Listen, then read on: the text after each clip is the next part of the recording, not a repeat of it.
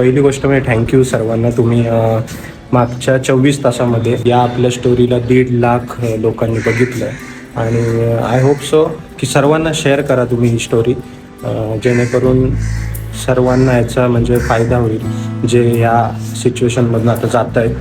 दुसरी गोष्ट, मला खूप मेसेज आले, खूप म्हणजे मी दाखवू शकत नाही. आजच्याच दिवसात मला 600-700 मेसेज आले की तिचा बदला घेऊ का, की नंबर सेंड केला बऱ्याच जणांनी, असं का होतं का नाही. सगळ्यांशी तर बोलू शकत नाही, पण मी एवढंच सांगेन की बदला वगैरे किंवा ह्या गोष्टीत काहीच करू नका.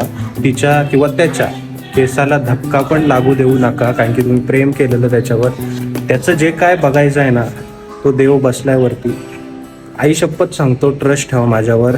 कर्म हे खूप स्ट्रॉंग आहे गोष्ट आणि ते परत फिरतं. जसं माझी पार्ट 1 बघा तुम्ही, ती आली परत. मी जी स्टोरी सांगितली आहे पार्ट 1 मध्ये, पण त्याची सजा त्याला मिळणार, ह्याच जन्मी मिळणार.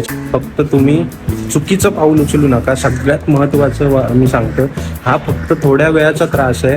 त्याच्यानंतर तुम्ही पुढे जाऊन बघाल तर हसाल तुम्ही. मी पण हसतो की मी हे काय करत होतो तिच्यासाठी, वेड्यासारखं फिरत होतो इथे तिथे देवळात बिवळ, तर हे काय करत होतं असं. म्हणून मी सांगते तुम्हाला की थोडंसं संयम धरा, थोडंसं माझ्यावर ट्रस्ट. प्रेमात पडायला तुम्हाला जसं 2-3-1 वर्ष लागलं, तसं बाहेर पडायला पण काही वेळ लागेल.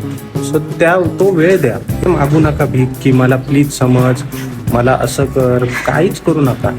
अनदर पर्सनला पण विचारू नका. जेवढं तुम्ही दाखवाल ना तुमचं टेन्शन, तुमचा फायदा घेतील लोक.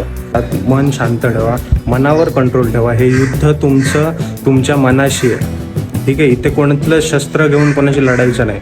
हे आणि हे इथे कंट्रोल ठेवा. बाकी वेळच औषध यायचं, तो वेळ द्या, होणार सर्व ठीक. बस एवढंच सांगायचं मला. थँक्यू सो मच तुमच्या सर्वांच्या प्रेमासाठी. आणि पार्ट 5 हवा असेल तर कमेंट डाऊन करा आणि स्ट्रॉंग राहा. थँक्यू.